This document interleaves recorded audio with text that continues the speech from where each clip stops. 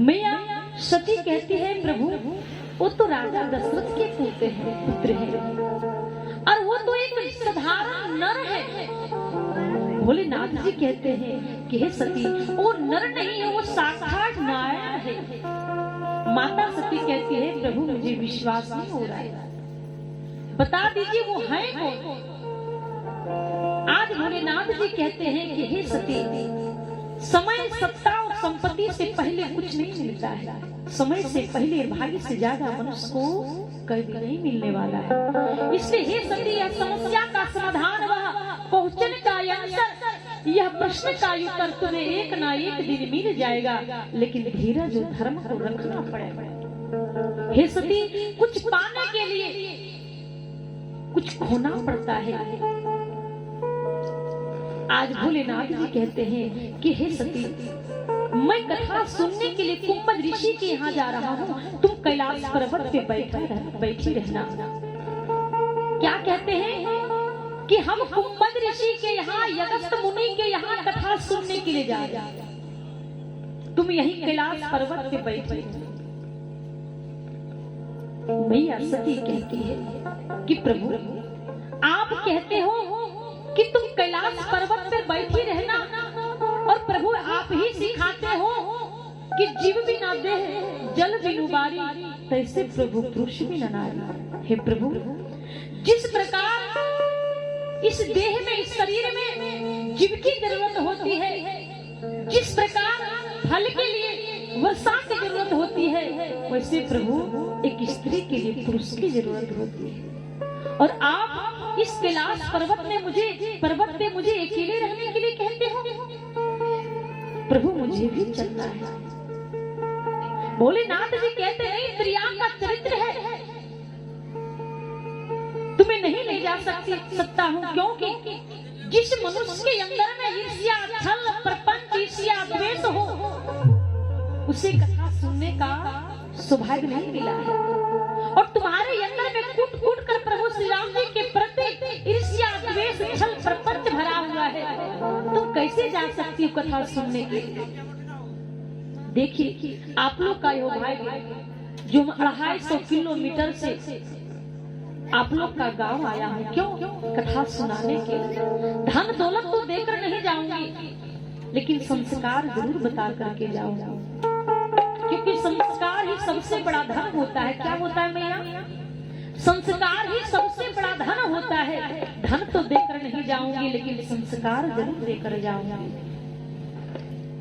आज हमारे भोलेनाथ जी जो स्वयं रामचरितमानस के प्रथम प्रवक्ता है, आज वो कुंभज ऋषि के यहाँ कथा सुनने के लिए जा रहे हैं पैदल। आप लोग का यह भाग्य जीवन जो उतने किलोमीटर दूर से और आप लोग के यहाँ कथा सुनाने के लिए आए। बताइए आप लोग सौभाग्यशाली है कि नहीं? है कि नहीं? जो इस कलयुग में टीवी पे मोबाइल पे गांव में क्षेत्र में कथा सुनने के लिए मिलता है, मिनट मिनट में सुधरने के लिए मिलता है, लेकिन अगर हम लोग नहीं सुधर पाएंगे भैया तो बताइए भगवान की कोई गलती है क्या? नहीं। दुनिया विज्ञान इतनी आगे बढ़ गई है, इतनी आगे बढ़ गई है हम लोग की सुविधा के लिए, लेकिन अगर उस सुविधा को नहीं ले पाएंगे तो हम लोग की गलती है। आज भोलेनाथ जी बार बार मैया सती को कहते हैं कि सती तुम मत जाओ, क्योंकि तुम्हारे अंदर में ईर्ष्या द्वेष छल प्रपंच है। माता सती कहती है प्रभु मैं इस कैलाश पर्वत पे अकेले नहीं रह पाऊंगी, मुझे भी चलना है। आज भोलेनाथ जी और माता सती जी जा रही है। एक चौपाई में बड़े भाव से कहा गया है, वह त्रेता का युग है कि एक बार देखिए भैया कथा के बीच में कभी कथा को छोड़कर नहीं जाना चाहिए। कथा के बीच में कभी छोड़कर जाना ही नहीं चाहिए। अगर वैसा कोई आवश्यकता काम है, अगर कोई वैसा काम हो तो आप जा सकते हैं, लेकिन बिना काम के आप नहीं जा सकते हो। कि एक बार त्रेता युग माही शंभु गए को भजरी सिपाही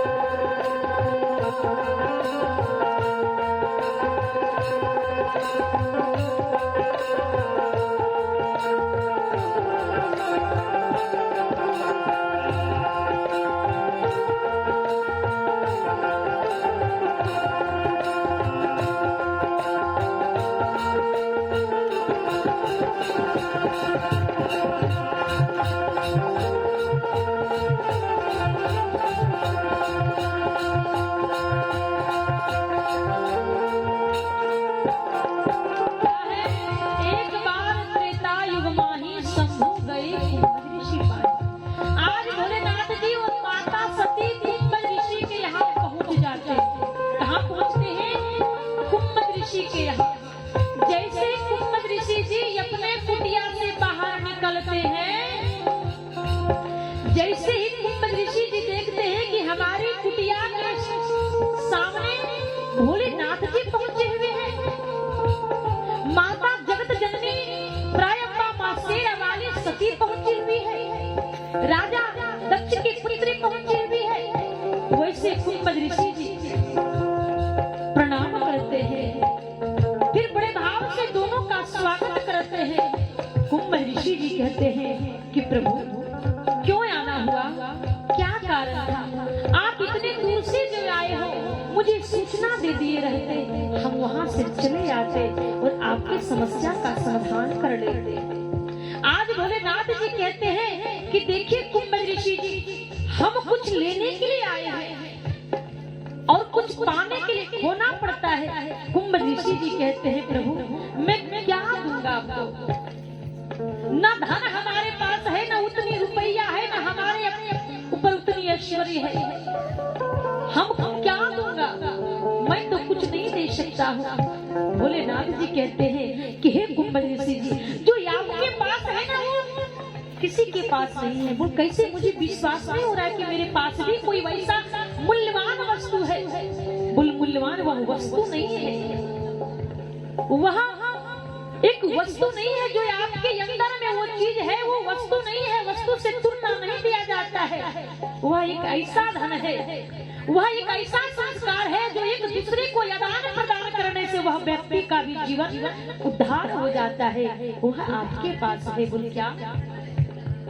बोल हे कुंभ ऋषि, आपके पास राम जी की जो कथा है ना, बाल लीला की कथा है, किस प्रकार राम जी का विवाह हुआ था, आप उस कथा को श्रवण करवा दीजिए, आप मुझे सुना दीजिए। कुंभ ऋषि जी कहते हैं प्रभु ऐसा आप शर्मिंदा मत कीजिए, आप तो रामचरितमानस के प्रथम प्रवक्ता है, कथावाचक हैं, और आप एक अज्ञानी के पास, न हमारे पास वैसे स्वर है, न सुर है, न सरगम है, ना कोई वैसे सांस्कृतिक है, ना आध्यात्मिक है, ना सामाजिक है, फिर मैं आपको सुनाऊंगा क्या?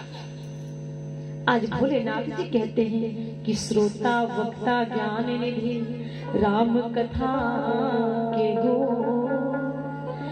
आज भोलेनाथ जी कहते हैं कि कथा वही सुनता है जिनके अंदर में ज्ञान होती है।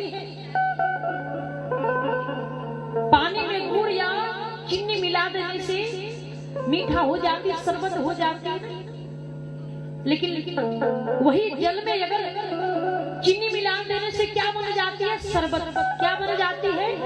शरबत बन जाती है। फिर उसे जल से तुलना किया जाता है क्या? नहीं। उसी प्रकार अगर कोई अच्छे संगति के साथ संगत करता है तो उसका भी जीवन सार्थक हो जाता है और उसका भी महिमा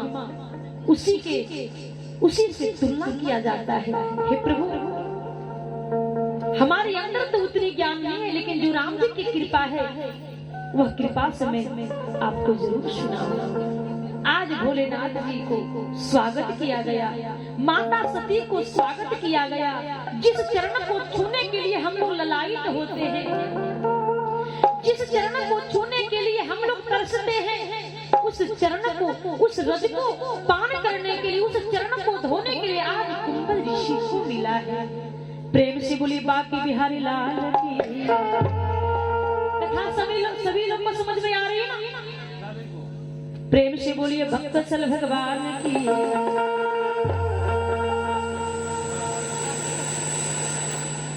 आज की कथा यही विराम। कल किस प्रकार भोलेनाथ ने कथा को श्रवण किए, किस प्रकार माता सती को त्याग दिया गया, उस कथा को आप लोग श्रवण कल कीजिएगा। लेकिन किसी को झूमना है क्या मैया? झूमना है? अपने अपने स्थान पे उठ जाइए तो, क्योंकि यहाँ से आवाज मिला कि थोड़ा हमारी भाभी लोग को, मैया लोग को झुमाने का प्रयास कीजिएगा। कहावत है कोई अगर परीक्षा देने के लिए जाता है ना तो सब सब्जेक्ट का अध्ययन करना पड़ता है।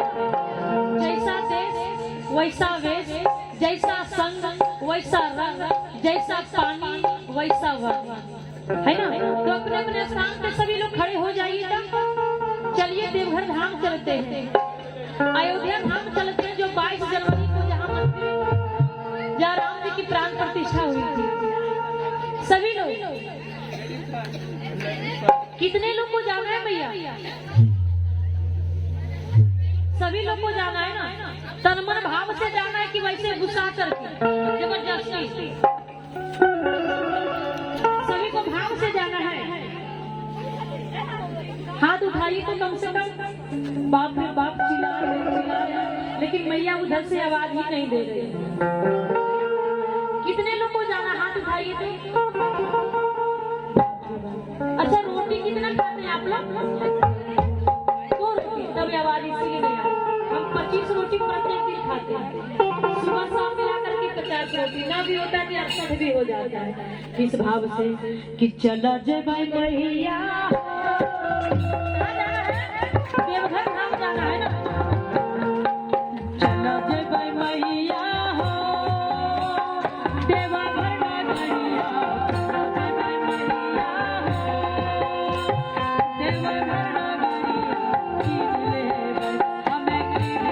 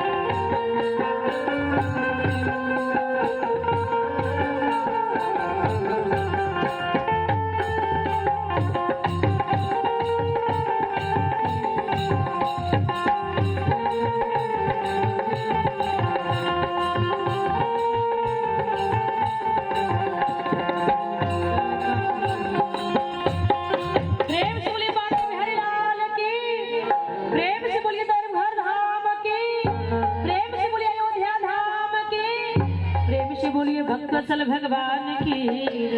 आरती का थाल होगा तो लेते आइए। कहावत है कि बिना घूस का भगवान भी खुश नहीं होते ना। तो कहावत है बिना घूस का भगवान भी खुश नहीं होते। प्रेम से बोलिए वत्सल भगवान की। प्रेम से बोलिए वत्सल भगवान की। कि चलो जे हो मैया अयोध्या नगर।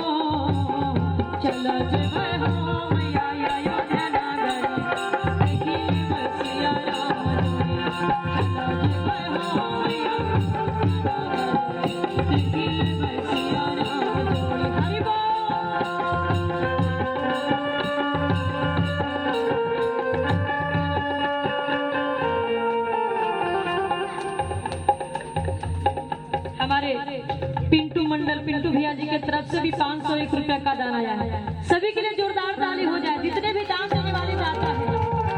कहावत है कि आज दरवाजा खुल गया है ना, आज मंच भी जग गई। और मंच की जो दरवाजा होती, जब तक वो लोग कहते हैं कि जब तक मुंह को नहीं धोते तब तक कुछ खाते हैं कोई क्या। तो जिनके अंदर में ज्ञान नहीं था कि दान करना चाहिए, वो आज सुबह आरंभ हो गया है ना। तो किस भाव से, प्रेम से बोलिए भक्तवत्सल भगवान की जय हो मैया।